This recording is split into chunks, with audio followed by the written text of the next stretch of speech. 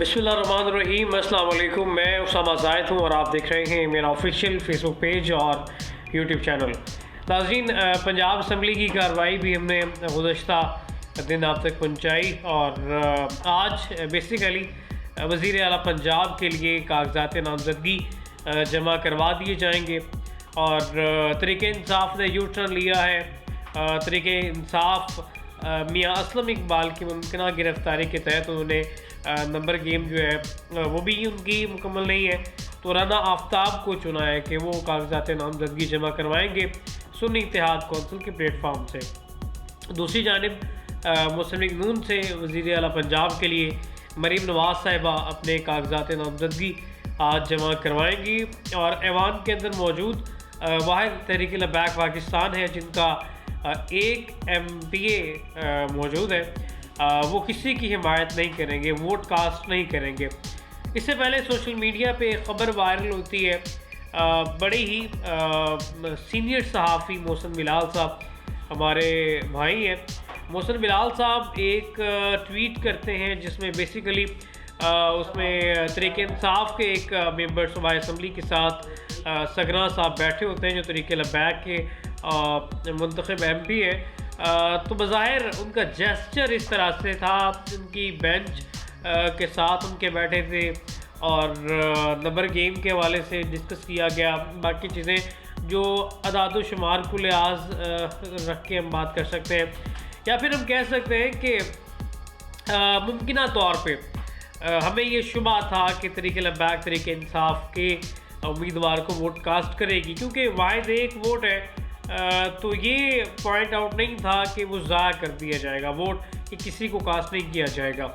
محسن بلال صاحب نے جو خبر پوسٹ کی سوشل میڈیا پہ، انہوں نے بیسیکلی وہ تصویر سے اندازہ لگایا جو تحریک انصاف کے جو رہنما ہیں ان کے ساتھ بیٹھے ہوئے تھے،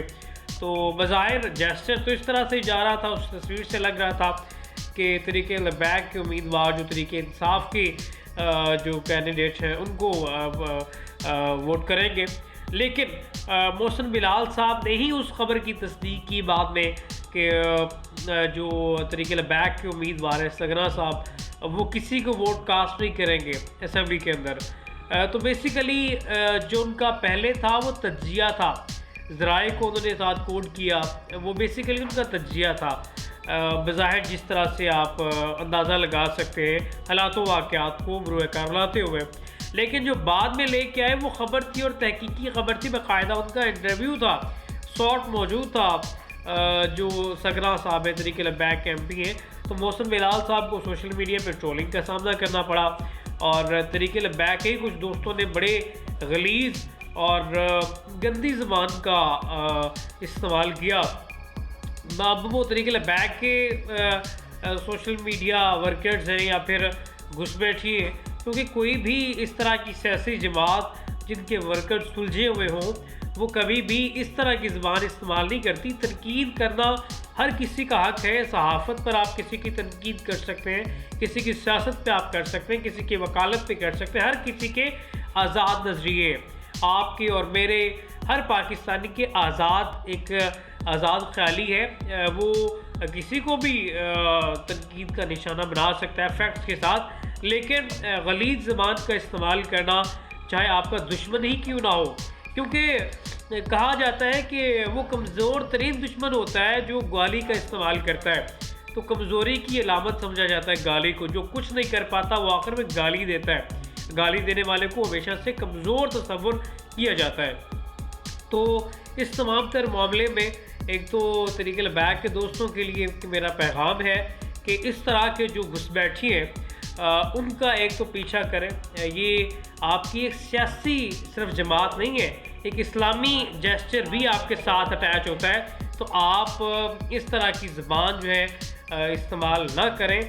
کیونکہ یہ آپ کے اکابرین جو ہیں، آپ کی قیادت اس چیز کی مکمل نہیں ہو سکتی۔ آپ کی قیادت کو ہم بہت اچھے انداز سے جانتے ہیں، ایک عام ورکر سے لے کر تحریک لبیک کے جو امیر ہیں سعد رضوی صاحب،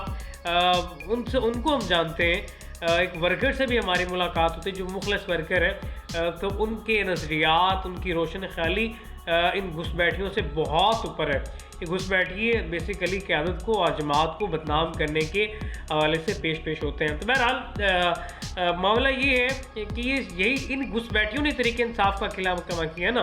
تحریک انصاف کے جو اصل نظریاتی لوگ ہیں ان کی وہ اتنے شاید اگریسو یا اس حد تک آگے نہیں ہوں گے. عمران خان کو جہاں تک ہم جانتے ہیں بطور محب وطن پاکستانی دیکھا ہے ان کو, تو آپ کسی لیڈر کی سوچ پر جو موجودہ حالات و واقعات کے نظر میں شک نہیں کر سکتے. کچھ ان کے معاملات تو ہو سکتے ہیں جو ریاست کے لیے پریشان کن ہوں اپنے سیاسی مفادات کے لیے, کیونکہ پاکستان کے اندر سیاسی مفادات کے لیے ہر لیڈر بشمول نواز شریف صاحب, بشمول آصف علی زرداری, سراج الحق صاحب بھی ہو سکتے ہیں, مولانا فضل الرحمان صاحب ہیں, تو تمام سیاستدانوں نے اپنے ذاتی مفادات کے لیے کہیں نہ کہیں ریاست کے اندر کیل ٹھونکا ہے. یہ ہم نہیں کہہ سکتے کوئی بھی سیاستدان ہے وہ اپنے ذاتی مفادات کے لیے اس نے بالکل خاموشی اختیار کی ہو, یہ نہیں ہو سکتا. سیاسی مفادات کے لیے ہمیشہ سے سیاسی مفادات کے لیے یہ لوگ ریاست کی جو عزت ہے, ریاست کی کریڈیبلٹی ہے, اس کے لیے کچھ نہ کچھ کچھ ایسے اقدامات انہوں نے اٹھائے جنہوں نے ہمیں سرنڈر کرنے پہ مجبور کیا. تو بہرحال یہ الگ ٹاپک ہے. ہم کسی کو بھی, میں تو میاں نواز شریف کو بھی یہ نہیں کہتا, آصف علی زرداری کو یہ نہیں کہتا, مولانا فضل الرحمان کو, سعد رضوی صاحب, کسی کے حوالے سے میں یہ نہیں کہتا کہ وہ محب وطن نہیں ہے. سیاسی اپنی بیسیکلی سیاسی مفاد کے لیے کچھ نہ کچھ وہ لے جاتے ہیں, لیکن کوئی بھی اس وقت ایسا کوئی پاکستان کے اندر لیڈرشپ موجود نہیں جو پاکستان کی سرزمین کے مخالف ہو. اگر ہو بھی تو پاکستان کے جو مخلص پاکستانی ہیں وہ ان کو ان کے گھر پہنچا کے آئیں گے, کیونکہ اس مٹی سے محبت یہ نا ہمارے ایمان کا جزو ہے. میرے نبی صلی اللہ علیہ وسلم آخر الزماں جنہوں نے اپنی مٹی سے محبت کی اور مکہ سے جب نکل رہے تھے تو انہوں نے پلٹ کے مکہ کو دیکھا اور کہا, اے مکہ تجھے چھوڑنے کو دل نہیں کرتا, لیکن تیرے لوگوں نے مجھے مجبور کر دیا ہے کہ تجھے چھوڑنا پڑ رہا ہے. تو اور مکہ کی مٹی کو بوسہ دیا. اور میرے نبی خاتم النبیین صلی اللہ علیہ وسلم اپنی مٹی سے اتنی محبت کرتے تھے, اور بیسیکلی میرے نبی صلی اللہ علیہ وسلم کا ہر قدم, ان کا ہر جو پوائنٹ ہے وہ ایک ہی چیز ہمیں ظاہر کرتا ہے, وہ سنت رسول ہے, ہمارے لیے پیغام ہے. ان کی زندگی کا کھانا, ان کی زندگی میں پینا, ان کا زندگی بیوی سے محبت, ان کا سفر, ان کا جہاد, ان کی عبادت, وہ سارا پیغام ہے اپنی امت کے لیے. تو امت سے جو ان کی ایک وابستگی ہے اس میں واضح طور پہ انہوں نے یہ پوائنٹ آؤٹ کیا کہ اپنی مٹی کے ساتھ محبت کرنی ہے, اپنی مٹی کے ساتھ عشق کرنا ہے, اور اس کی وقار اور عزت کے لیے لڑنا ہے. اور اسی لیے مٹی سے محبت ہر پاکستانی اور ہر مسلمان کی ایمان کا جزو میں سمجھتا ہوں, کیونکہ سنت رسول ہے. اپنی مٹی سے, اپنے وطن سے محبت کرنا یہ ایمان کا حصہ ہے, اور اس حصے کو آپ اسلام سے حذف نہیں کر سکتے بیسیکلی. تو بہرحال کسی کے اندر رتی برابر بھی ایمان ہے تو وہ پاکستان کے لیے کچھ نیگیٹو پوائنٹ آؤٹ جو ہے وہ نہیں رکھ سکتا. تو بہرحال یہ تمام تر صورتحال جو ہم نے دیکھی ہے سوشل میڈیا پر, خاص کر کے ایک مخصوص ایجنڈے کو پھیلانے کے لیے اس کا استعمال کیا جاتا ہے. اب ٹویٹر تو پاکستان کے اندر بین جو ہے, بین والے حساب وی پی این کے بغیر نہیں چل رہا, تو آہستہ آہستہ یہی کچھ یوٹیوب کے لیے بھی کر دیا جائے گا, فیس بک کے لیے بھی. اور اس کی بڑی وجہ ہمارے ذاتی مفادات حاصل کرنے والے سیاستدان اور بیسیکلی ان جیسے ٹرولرز جو کسی بھی سیاسی جماعت کی کریڈیبلٹی کو لاس کرنے کے لیے, کسی بھی کریڈیبلٹی پر کسی بھی سیاسی میں سوال نشان کرنے کے لیے گھسپیٹھی گھساتے ہیں. تحریک انصاف کا کارکن ہوتا ہے, لبیک کا پیج بنا کے لبیکیہ بنا بیٹھا ہوتا ہے اور گندے گندے ٹویٹس کر رہے ہوتے ہیں. اور اسی طرح سے پی ایم ایل این کا پٹواری ہوتا ہے, وہ جناب پی ٹی آئی کا پرچم لگا کے گندے گندے ٹویٹس کر رہا ہوتا ہے, فوج مخالف بیانیہ پھیلا رہا ہوتا ہے. اسی طرح سے دوسرے جماعتوں کے تو وہ بھی ایک دوسرے کی جماعت کو بیسیکلی دوسرے کی جماعت کی کریڈیبلٹی کو خراب کرنے کے لیے یہ اس طرح کے اقدامات اٹھائے جاتے ہیں, اور بیسیکلی اس کا نقصان قوم کو ہوتا ہے. ہماری نوجوان نسل جو آنے والی نسل ہے وہ اس طرح کی غلط صحبت میں پڑتی ہے. یہ سوشل میڈیا کا آپ جتنا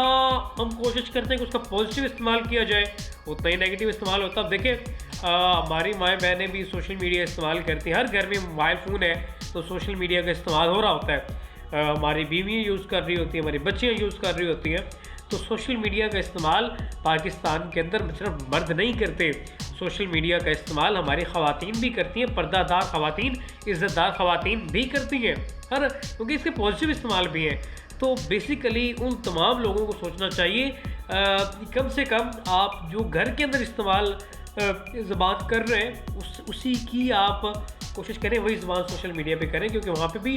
آپ کو لوگ واچ کر رہے ہوتے ہیں، اور خدا نخواستہ